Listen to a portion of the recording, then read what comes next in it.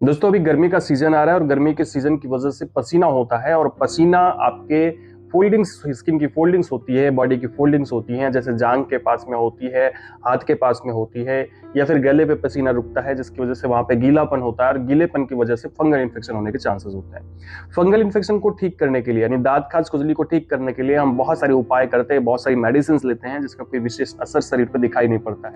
नमस्कार दोस्तों, मैं हूं नीरज राय, स्वागत है आपका हेल्थ मुखिया में। और आज के वीडियो में मैं आपको बताने वाला हूं बहुत सारी चीजों के बारे में जिसका उपयोग आप कर सकते हैं, जिससे आप जिसको यूज करके अपने फंगल इन्फेक्शन को पूरी तरह से ठीक कर सकते हैं। लास्ट में दोस्तों मैं आपको बताऊंगा एक प्रकार की क्रीम, एक ऐसी क्रीम जो कि एंटी फंगल यूज होती है, उसके बारे में। तो लास्ट तक वीडियो को जरूर देखिएगा। तो चलिए शुरुआत करते हैं वीडियो की और बात करते हैं अगर आपको फंगल इन्फेक्शन है तो उसमें आपको क्या क्या करना चाहिए। उससे पहले थोड़ी सी बातें हम लोग करेंगे फंगल इन्फेक्शन के बारे में।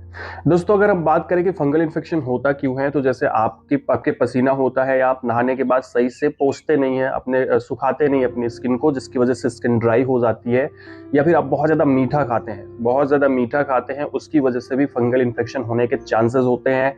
इसके अलावा जैसे आप कई बार दिन में नहाते हैं जिसकी वजह से आप सही से पोंछ नहीं पाते, या आप नहीं नहाते हैं जिसकी वजह से आपके बॉडी में गंदगी जम जाती है, बहुत सारे स्पोर्स आ जाते हैं फंगल के, या फिर त्वचा बहुत ज्यादा रूखी हो जाती है। तो इन सभी वजहों से आपको फंगल इन्फेक्शन हो जाता है। या फिर कई बार दूसरे से फैलता है, जैसे आप किसी का कोई चीज यूज कर रहे हैं, जैसे किसी का तौलिया यूज कर रहे हैं, किसी के कपड़े यूज कर रहे हैं, तो उसकी वजह से भी आपको फंगल इन्फेक्शन हो जाता है। अब दोस्तों अगर आपको फंगल इन्फेक्शन यानी दांत खाज खुजली है तो ऐसे में आपको रेडनेस दिखाई पड़ती है, गोल सा दिखाई पड़ता है, खास करके गले पे, कान के पीछे और जांघ के पास में जो फंगल इन्फेक्शन है होते हैं।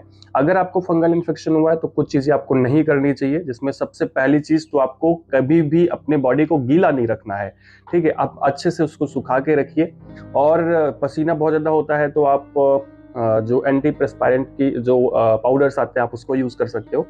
इसके अलावा जैसे जो पसीना सुखाने के जो पाउडर्स होते हैं, इसके अलावा और भी आपको क्या करना है कि दूसरे की चीज कभी यूज नहीं करना है और दूसरे का साबुन नहीं यूज करना है। और वैसे भी अगर आपको फंगल इन्फेक्शन है तो आपको साबुन यूज करने से बचना चाहिए, क्योंकि साबुन जो होता है वो स्किन को बिल्कुल रूखा कर देता है, जिसकी वजह से खुजली होती है।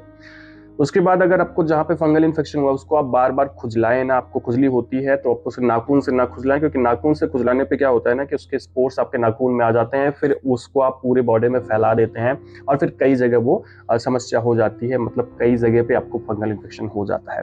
तो ये सारी बातों का ध्यान रखें जिससे आपका जो फंगल इन्फेक्शन है वो दूसरों तक ना फैले और अधिक ना फैले, ज्यादा ना हो जाए। इसके अलावा दोस्तों बहुत सारी दवाएं खाने वाली होती हैं, कोशिश करिए कि आप कुछ ना खाएं, सिर्फ आप लगाने वाली दवाएं लगा सकते हैं। बाकी एलोपैथिक में भी आपको मेडिसिन मिल जाएंगी, लेकिन ठीक नहीं होती क्योंकि हम प्रॉपर यूज नहीं करते, क्योंकि लंबे समय तक खानी होती है और हम लंबे समय तक खाते नहीं है। दोस्तों ये आप एक छोटी सी सलाह मैं आपको दूं, आयुर्वेद भी अपना सकते हैं, एलोपैथ भी अपना सकते हैं, होम्योपैथ भी अपना सकते हैं, और इसमें सबसे अच्छी चीज है होम्योपैथ। आप होम्योपैथ अपना लीजिए। होम्योपैथिक मेडिसिन अपनाने पे क्या होगा ना कि होम्योपैथिक मेडिसिन आपको जल्दी तो नहीं सही करेंगे, लेकिन अगर आप 6 महीने दवा करेंगे तो आप कंप्लीटली, आप मतलब सीरियसली मैं बोल रहा हूँ कि आप बिल्कुल ठीक हो जाएंगे। लेकिन अब हम बात करते हैं घर के कुछ घरेलू उपाय और एक एलोपैथिक क्रीम के बारे में, जिसका यूज भी आप लोग कर सकते हैं। दोस्तों जब भी हमें इस फंगल इन्फेक्शन होता है तो वहां पे त्वचा रूखी हो जाती है, और रूखी होने की वजह से खुजली होती है, तो उसको नरम बनाए रखना बहुत जरूरी होता है। लेकिन कैसा नरम, वहां पे पानी नहीं होना चाहिए। तो यहाँ पे दोस्तों आप नारियल का तेल लगा सकते हैं जहां पे आपको फंगल इन्फेक्शन है, क्योंकि नारियल का तेल एज ए एंटी फंगल काम करता है और बहुत ही अच्छा होता है। इसको आपको कैसे करना है, तो आपको जहां पे है दिन में 2 से 3 बार आप वहां पे नारियल का तेल लगाएं। जब भी आपको मेडिसिन दी जाती है तो ये सलाह आपको दी जाती है, ताकि वो स्किन जो है वहां पे नरम बनी रहे और वहां पे खुजलाहट ना हो, क्योंकि खुजली होगी तो वो ठीक नहीं होगा। इसके अलावा दोस्तों आप एलोवेरा जेल लगा सकते हैं, और सबसे अच्छा तरीका है कि अगर आपके पास एलोवेरा है तो आप उसके गूदे को निकाल लें और उसको आप लगाएं और रात भर लगा के छोड़ दें। इससे भी क्या होगा कि वहां की त्वचा नरम बनी रहेगी, साथ में उसमें एंटी फंगल गुण होता है जो आसानी से आपके फंगल इन्फेक्शन को ठीक कर देगा।